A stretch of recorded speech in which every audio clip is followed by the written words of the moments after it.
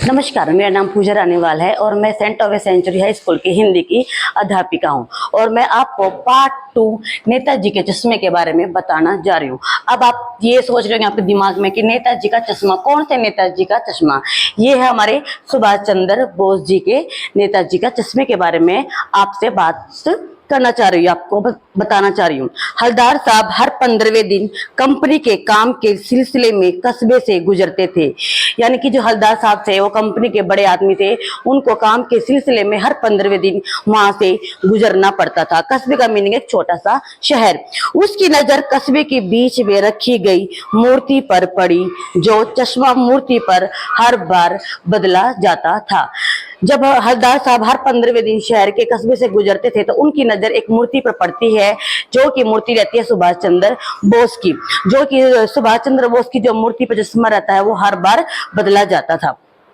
हलदार साहब ने पान वाले से पान खाने के बाद पूछा, अरे भाई क्या बात है, यह चश्मा हर बार क्यों बदलते हैं? हलदार साहब फिर पान वाले से पूछता है, क्या बात है भाई, ये तो हर बार क्या चश्मा मूर्ति पर बदला जाता, आखिर ऐसी क्या बात है? पान वाले ने हंसकर बोला, यह तो कैप्टन का कमाल है। चौड़े चौखट यानी कि चौड़े फ्रेम का जो चश्मा रहता है उसको बोलते चौड़ा चौखट। चौड़ा चौखट के लिए बदलते रहते हैं। हलदार साहब को बहुत हैरानी हुई कि देशभक्त के ऊपर पान वाले का मजाक अच्छा नहीं लगा। अगर देखो बेटा, कोई अपने देश के ऊपर कोई मजाक बनाएगा तो वो किसी को भी अच्छा नहीं लगेगा। तो वैसे ही हमारे हलदार साहब को पान वाले का जो अपने देशभक्ति पर मजाक था वो अच्छा नहीं लगा। फिर से 15वें दिन हलदार साहब उस कस्बे से गुजरते हैं, उस शहर से गुजरते हैं और देखते हैं कि मूर्ति पर कोई चश्मा नहीं है।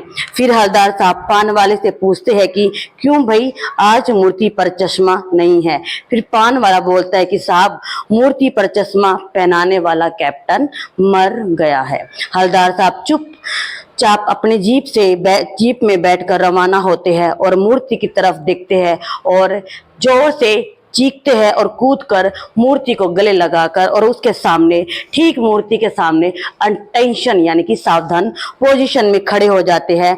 और वहां पर देखते हैं कि मूर्ति की आंखों पर सरकंडे से बना छोटा सा चश्मा रहता है। सरकंडे का मीनिंग एक बारीक तिलिक रहता है, जो कि एक बच्चे वो आजकल खेलते हैं ना काड़ियों से, एक बारीक काड़ियों से रखा हुआ रहता है, उसको बोलते हैं सरकंडे।